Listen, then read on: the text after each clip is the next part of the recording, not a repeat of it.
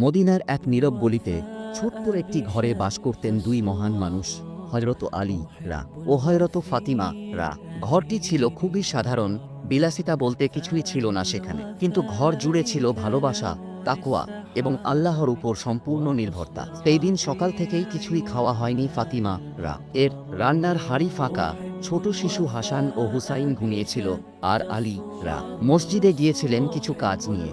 ক্ষুধায় কষ্ট হচ্ছিল, তবুও তিনি ধৈর্য ধরেছিলেন। আল্লাহর উপর অগাধ বিশ্বাস ছিল তাঁর। নিজের অভাব নিয়ে কাউকে বলাও তাঁর স্বভাবে ছিল না। বিকেলে হযরত আলী রা ক্লান্ত শরীরে ঘরে ফিরলেন। দরজায় কড়া নাড়তেই ফাতিমা রা দরজা খুললেন।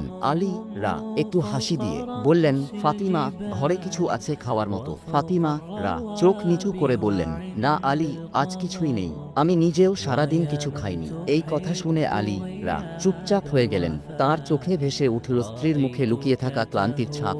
ক্ষুধা ও ধৈর্য মিলেমিশে তৈরি এক গা প্রশান্তি। তিনি বাইরে চলে গেলেন একটু কিছু খুঁজে আনতে, আর ফাতিমা রা ঘরের কোণে বসে পড়লেন। তিনি অজু করলেন, তারপর জায়নামাজে দাঁড়িয়ে গেলেন। কাঁদতে কাঁদতে বললেন, হে আমার প্রতিপালক, তুমি ছাড়া তো কেউ জানে না আমার কষ্ট। তুমি দয়াময়, তুমি রিজিক দাতা, তুমি আমাদের অভাব দূর করে দাও। নামাজ শেষে দোয়ার সময় তার চোখ বেয়ে অশ্রু গড়িয়ে পড়ল। চারদিকে নিস্তব্ধতা। হঠাৎ দরজায় ধীরে ধীরে কড়া নাড়ল কেউ। ফাতিমা রা দ্বিধায় পড়ে গেলেন, এই সময় কে এলো? দরজা খুলতেই অবাক হয়ে দেখলেন এক অপরিচিত মানুষ দাঁড়িয়ে আছেন, হাতে একটি থালা। থালাটি ছিল ঢেকে রাখা, আর তার থেকে বের হচ্ছিল অসাধারণ এক সুগন্ধ। লোকটি বলল, এই খাবার তোমার জন্য, আল্লাহ তোমার দোয়া কবুল করেছেন। ফাতিমা রা বিস্ময়ে বললেন, আপনি কে? লোকটি হালকা হাসি দিয়ে বললেন, আমি একজন ফেরেশতা, আল্লাহর পক্ষ থেকে এসেছি। এই বলে তিনি মুহূর্তেই অদৃশ্য হয়ে গেলেন। ফাতিমা রা থালাটি হাতে নিয়ে কাঁপতে কাঁপতে ভেতরে ঢুকলেন। আল্লাহর কুদরত দেখে তার হৃদয় কান্নায় ভেঙে পড়ল। আমার রব কত দয়াময়, এই বাক্য বারবার মুখে উচ্চারিত হচ্ছিল। ঠিক তখনই হযরত আলী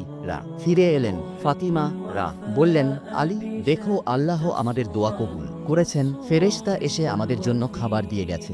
আলী রা থালার ঢাকনা খুলে তাকালেন। অপূর্ব সুগন্ধি ও সৌন্দর্যপূর্ণ এক খাবার। চোখে পানি চলে এলো তাঁর। তিনি বললেন, ফাতিমা, তুমি এটা কোথা থেকে পেয়েছো? ফাতিমা রা হাসি মুখে বললেন, আল্লাহর পক্ষ থেকে। আলী রা তখন কুরআনের সেই আয়াত স্মরণ করলেন, যে আল্লাহকে ভয় করে আল্লাহ তার জন্য নিষ্কৃতির পথ বের করে দেন এবং তাকে রিজিক দেন এমন উৎস থেকে যা সে কল্পনাও করতে পারে না। সূরা আত-তালাক 2:3।